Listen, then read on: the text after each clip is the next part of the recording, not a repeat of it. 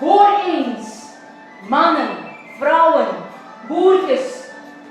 Luister naar het wonderlijke verhaal van Marieke van Nijmegen, die 7 jaar met de duivel woonde.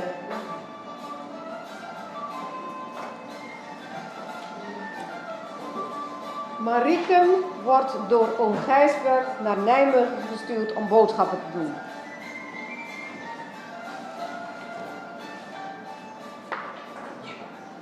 Ze gaat dus naar Nijmegen om boodschappen te doen.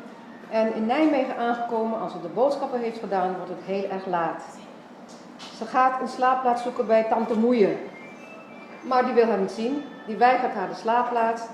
En Marieke gaat wanhopig onder een heg zitten. Daar wordt ze door de onderduivel Moenen toegesproken.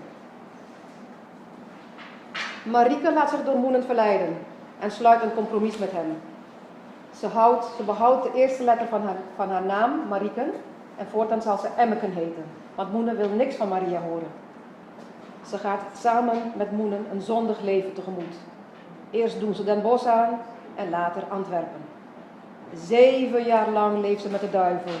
Haar zonde is groot, want ze deelt zelfs het bed met hem.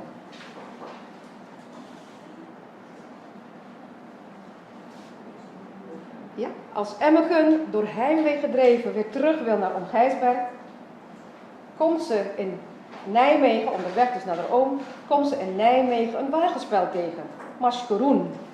Maskeroen is de advocaat van de duivel. En in dat spel ziet Marieke een discussie tussen God, Maria en Maskeroen. In dat spel komt ze tot inkeer en ze besluit om los te komen van Moenen. Moenen wordt natuurlijk woedend en wil haar de nek breken. Hij gooit haar van een hoge hoogte naar beneden, maar wonderlijk genoeg overleeft Marieke de val. Een mirakel. Marieke nu, los van de duivel gekomen en geholpen door haar oom Gijsbert, gaat op zoek naar invulling van haar boete, want ze moet boete doen. Eerst bij de priesters in Nijmegen, die kunnen haar niet helpen. Ze gaat verder naar de bisschop in Keulen en tenslotte zelfs bij de paus in Rome. En uiteindelijk krijgt ze van de paus in Rome 3 ringen om. Dat is haar straf. Ze moet deze tot het einde der leven moet ze dat dragen. Dat doet ze dus heel wat jaren in een witte klooster in Maastricht. En na heel wat jaren stuurt de barmhartige God een engel naar beneden en bevrijdt Marieke van de 3 ringen. Marieke leeft daarna nog 2 jaren en komt dan te overlijden. Die ringen kun je nog bovenop haar graf vinden.